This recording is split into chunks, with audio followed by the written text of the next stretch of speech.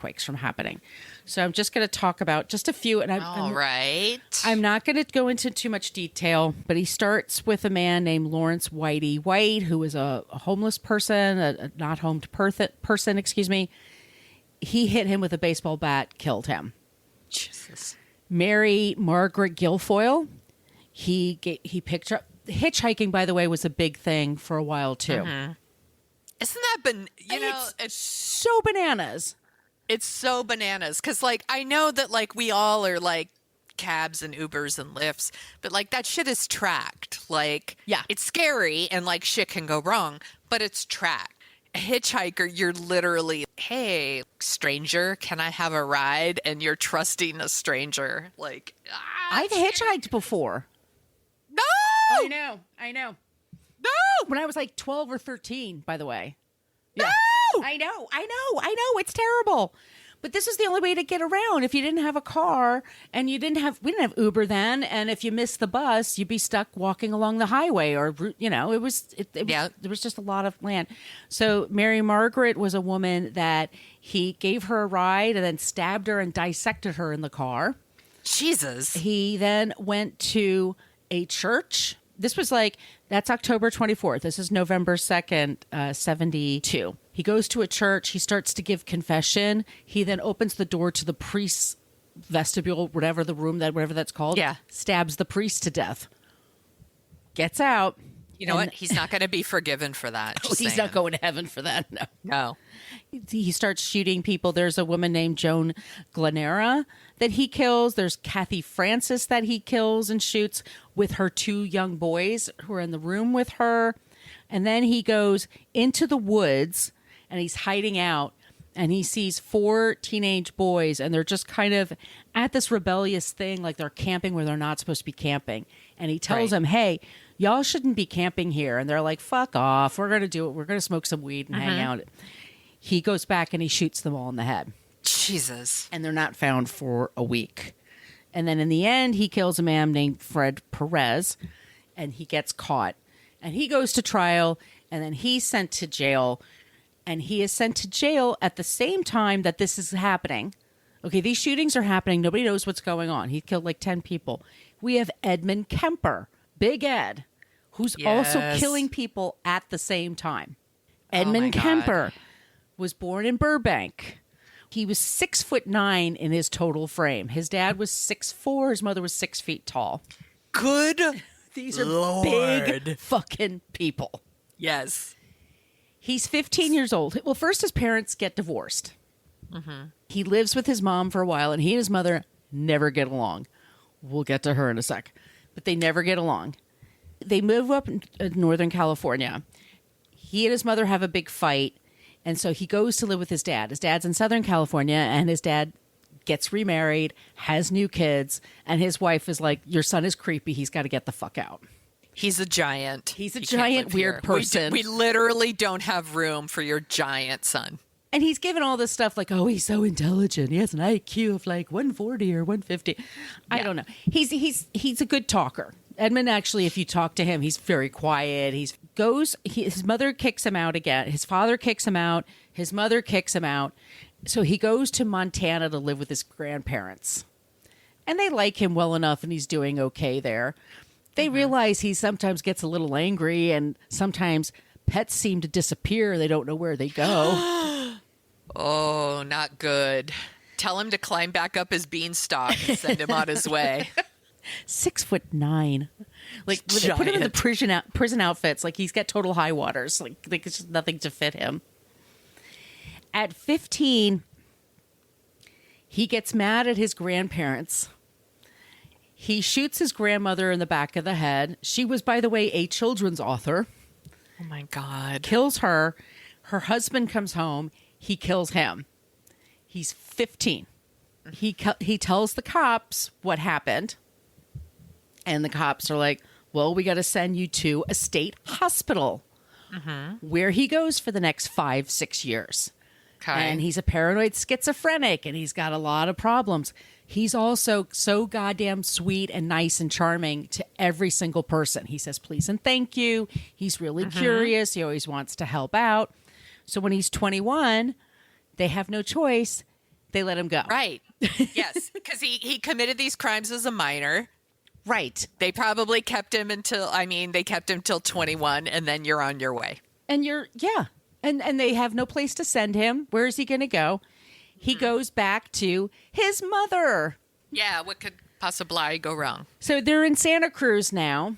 Ed's mother hates him. This is all from him, by the way. But she looks like, when I see pictures, I'm like, yeah, she probably really hates him. Well, if I gave birth to a giant baby. Can you imagine how much that baby weighed? Like that's like a 15-pounder, right? Yeah.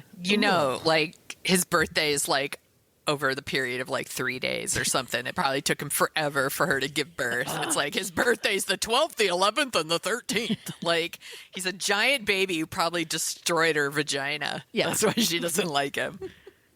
Actually, that's probably not true, anybody. I'm just being sassy. This is how we cope. Also, he's a giant. He's a fucking giant. Edmund and his mother are in this house together. He's not going to school. He thinks he's going to be a cop, but they say, you're too big. You can't fit in any cars that we have. They should have made him a cop. I think so too. But I'm like, he'd be, he murders people, so maybe not. Yeah. But he talks up, he gets a string of like different jobs, but he talks up cops at the bar whenever he has a chance. Yeah. And he learns as much from them about killers and killing and getting away with things. He and his mother are fighting. He moves out sometimes. He moves back in. One day he's just had enough and he kills his mother because it's not one thing. It's your mother. It's your mother. Decapitates her. Calls a friend of hers. Asks her to come over. She comes over to hang out. He kills that woman. So there was another thing that was happening at this time is that there was a series of killings that were going on, and they were called the co-ed murders because co-education was a thing. It was, I think it's Oberlin College was the first college that had, boys and girls learning together. What's the big deal? All those girls are going to distract those boys from getting an education when they're just there to meet a man. I'm just going to get a degree in the big D. I just want to get my MS degree, my Mrs. degree. That was the name for women who were in college, co-eds. Yes. And there's this sort of this, so it just like makes women sound childish and kittenish, and it's like sexy co-eds, and there's lots of porns about co-eds and shit like that. Totally. And here's this guy, and he's feeling like killing, and he's feeling himself, and he starts with picking up women who are hitchhiking, and then starts talking to them, and then he gets more and more gutsy. He's, by the way, terrified of women, terrified of sex, blames it on being in jail for 5 years and never going through a dating period. I'm like, well, you murdered your grandparents. What were they supposed to do? Are they supposed to have a prom for you now? I mean, I didn't date in high school. I hardly ever murder people. He drives all over the place. He drives to Berkeley and picks up teenagers there, or picks up young people. He picks up two girls, Marianne Pesk and Anita Lucchesa. Two girls, one's 17 and I'm sorry, they're both 18 years old. They go to Fresno State University. They hitchhike to Berkeley to go to a show, and then they're hitchhiking to go back, and they get picked up by him. He shoots them. He kills them. Another victim is Aiko Ku, 15 years old. Oh, man. There's Rosalind Thorpe, Allison Liu. There's 6 women that he's killed, and you could look up the gross details. The gory details. Yes. But eventually he stops and he kills his mother. By the way, her name is Clarnell Kemper. And he gets put in jail. And he's put in jail in the same place that Herbert Mullen is. So Herbert Mullen and Edmund Kemper are roommates, like next to each other, or neighbors in jail. Mm-hmm. And they're super jealous of one another. And they get into fights. They get into fights over what to watch on TV. They get into fights of what music to listen to. And Edmund Kemper's big thing is that he's like, I threw peanuts at Herbie. He calls him Herbie. They just have this like bullshit thing going on. Edmund Kemper they're both still in prison. Yeah. A lot of people never heard of him. I hadn't really known much about him. Like I said, I'm going to Santa Cruz and getting high with my friends and having a great time. Then the show Netflix comes out, Mindhunter. And this is when such a good show. Such a great show. Yeah. And he becomes this main character. They find out from him, what was his motivations, and he loves to talk. He doesn't anymore. He did for years. But he was a good talker. He was always getting favors from the prison because he didn't give anybody a problem. He's just this big guy, whatever. And he starts doing audiobooks, like just to... audiobooks, they're a huge business now. Like movie stars will narrate an audiobook, right? But back then, that's just something for blind people. Like it wasn't... Yeah. You're telling me that a serial killer does audiobooks. He did. And then people found out about it and were like, that's fucked up. We're not, like, we don't have license plates anymore for you to make. Like, is there something else we could do for this guy? No. I would be horrified if I was listening to the Calm app and then found out that the people doing the Calm app were serial killers. Like, that's upsetting. Yeah. He's 6'9". He's old. He's in jail. They're both, the last two men are still in jail. Mm-hmm. Never really apologize. Look, they're very sick people too. They're not. This is not a crime of passion by any means. I mean, they're doing stuff because they were really sick in the head. Yeah. That is our creepy history basically right now. So that is Santa Cruz. It was the murder capital of the world. When they made the movie The Lost Boys, a lot of people kind of saw that. They were like, so what was the inspiration for that? And here's the inspiration. And you could, like I said, you could find out the really gruesome details of that other stuff. But altogether, that is our creepy history of Santa Cruz, California. Good job. If you want to hear us talk about The Lost Boys, we did an episode on that for Dorking Out. Our Dorking Out podcast. Yes, we did. Yes. So go and listen to that. Good job, Margot. Thank you. Santa Cruz, we still love you. We still love you, but fucking A. You've got a creepy past. Do you want to hear about somebody who's not a creep? Yes, I do, please. Okay. Do you know who Susie Bright is? Is she a sex person? She is. So Susie Bright currently lives in Santa Cruz. She is a feminist, author, journalist, critic, editor, publisher, producer, performer, often involves politics and sexuality. She's one of the early writers and activists that people would now refer to as sex positive feminist. Before it was a thing, she lives in Santa Cruz now. She was born March 25th, 1958 in Arlington, Virginia. And she was always like this very politically minded person.